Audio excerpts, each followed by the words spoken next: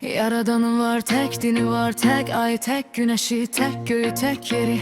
Bəs niye insanların farklıdır dinleri? İnsan kanının rengi eyni, ama farklıdır sözleri.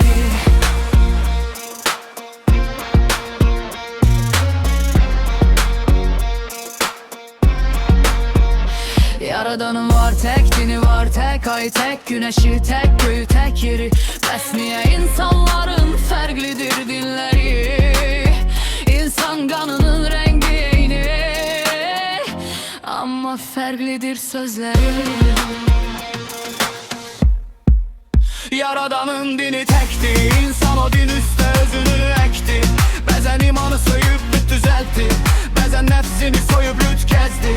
Güçlenen güçsüzün ağıl değmezdi. Görmediği Tanrı'ya resim çekti.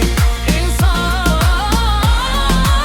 Yaradanın dini tekti, insan o din üstə özünü ekti. Bəzən imanı soyup büt düzeltti, bəzən nefsini soyup lüt gezdi. Yüklenen güçsüzün ağıl değmezdi. Görmediği Tanrı'ya resim çekti. İnsan, Yaradanın her yaratılışına bir isim verdi. Yaradığının esfetine bir cisim verdi. Resimleştirdi, bütleştirdi. Dinin üstüne öz uydurduğunu ümumileştirdi. Bak beləcə insan düzeltdiği büte ilah deyip əlləşdi. Her din karıştıkça endirilen din bir Resul'a geldi. Her yanlışa neçə suala cevap geldi. Yaradanın dini tekti. Her Resul'dan sonra insan öz nefsini o dine ekti. İnsan tek dine kattı uyduğunu, kattı öz duygusunu. Tek dinin oldu min kolu. İnsan din deyip tuttu farklı neçə yolu. Yaradanın dini tekti, insan o din üstə özünü ekti. Bəzən imanı soyup büt düzeltti, bəzən nefsini soyup lüt gezdi. Yüklenen güçsüzün ağıl değmezdi. Görmediği Tanrı'ya resim çekti. İnsan insanı din adıyla aldattı, öz inandığı din adıyla aldattı. Kılına bakıttı din adıyla, Yaradan deyip savaştı insanla. İblis deyip savaştı Yaradanla.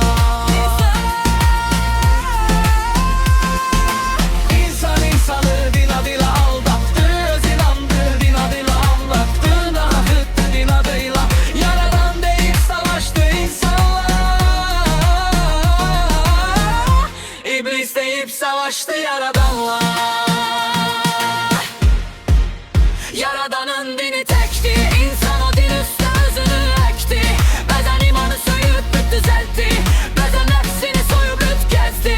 Yüklenen güçsüzün ağıl değmezdi.